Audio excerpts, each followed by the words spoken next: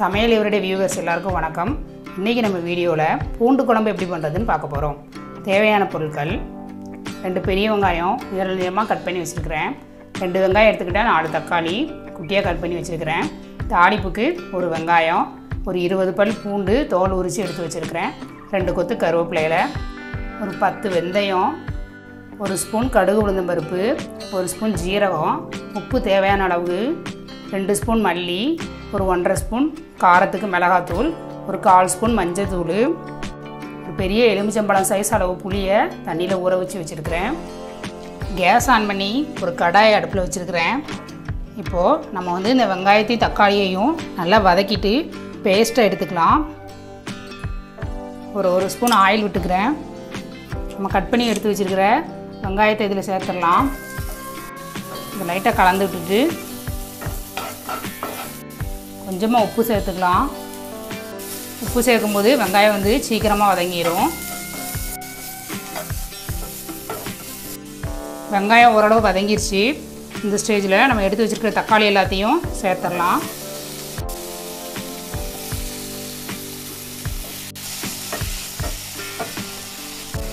பாருங்கள், தக்காளி இப்போ ஒரு 3/4 பங்கு வெந்துருச்சு.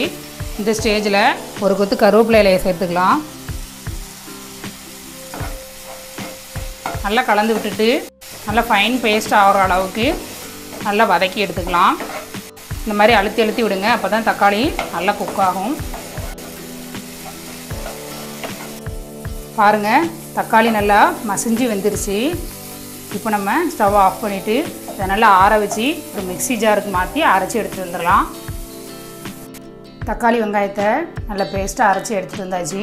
இப்போ நம்ம குழம்பு பண்ண ஸ்டார்ட் பண்ணிடலாம். கேஸ் ஆன் பண்ணி அதே கடாயை வச்சுக்கோங்க.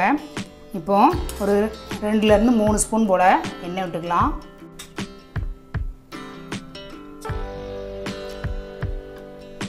நல்லெண்ணெய் கடலெண்ணெய் சேர்த்து செய்யும்போது பூண்டு குழம்பு ரொம்பவே டேஸ்ட்டாக இருக்கும். எண்ணெய் லைட்டாக சூடாகட்டும். எண்ணெய் சூடாயிடுச்சு. இப்போது நம்ம எடுத்து வச்சுருக்கிற வெந்தயத்தை சேர்த்துடலாம். கடுகு உளுந்தம் பருப்பு, ஜீரகம் லைட்டாக கலந்து விட்டுறலாம். கடுகு பொரிஞ்சிருச்சு. இப்போ நம்ம கருவேப்பிலை கொத்தை உள்ளே சேர்த்துடலாம். மீறி வச்சுருக்கிற வெங்காயத்தையும் உள்ளே சேர்த்துடலாம். இப்போது நம்ம தோல் உரித்து எடுத்து வச்சுருக்கிற பூண்டு பல்லை உள்ளே சேர்த்துடலாம். கொஞ்சம் இந்த எண்ணெயிலேயே பூண்டு வேகட்டும்.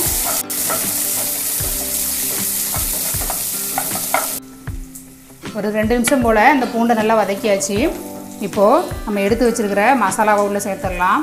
1/4 ஸ்பூன் மஞ்சத்தூள், ஒரு 1.5 ஸ்பூன் மிளகாத்தூள், ஒரு 2 ஸ்பூன் மல்லித்தூள். மசாலாவை உள்ளே சேர்த்துட்டு நல்லா தீயை சிம்மில் வச்சுக்கோங்க, கரிஞ்சிடாமல் லைட்டாக கலந்து விட்டுறலாம்.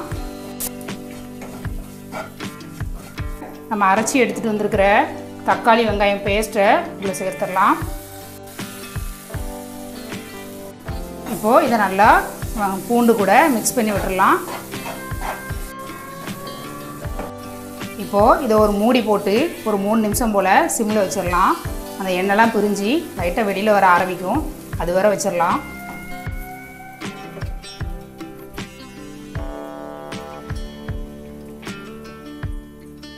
இப்போது 3 நிமிஷம் ஆயிடுச்சு. நம்ம ஓப்பன் பண்ணி பார்த்துடலாம்.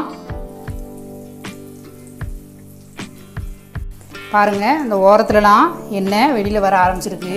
லைட்டாக நம்ம இதை கலந்து விட்டுட்டு கரைச்சி எடுத்து வச்சுருக்கிற புளி தண்ணியை உள்ளே சேர்த்துடலாம். நல்லா கலந்துக்கோங்க.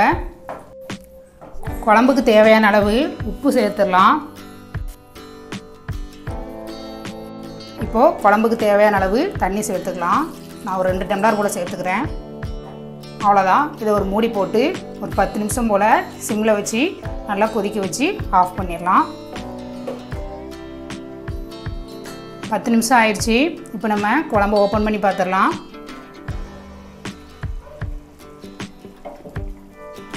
பாருங்கள், நல்லா கொதிச்சு குழம்பு கெட்டியாயிருச்சு. இந்த ஸ்டேஜில் மல்லித்தலை இருந்தால் மல்லித்தலையை சேர்த்துக்கோங்க. நான் கொஞ்சோண்டு கருவேப்பிலையை தூவிட்டு அவ்வளோதான், நம்ம பூண்டு குழம்பு ரொம்பவே சூப்பராக ரெடி ஆயிடுச்சு. சேனலை சப்ஸ்கிரைப் பண்ணாதவங்க சப்ஸ்கிரைப் பண்ணிக்கோங்க. உங்களுக்கு இந்த வீடியோ பிடிச்சிருந்தா லைக் பண்ணுங்கள், ஷேர் பண்ணுங்கள். தேங்க்யூ.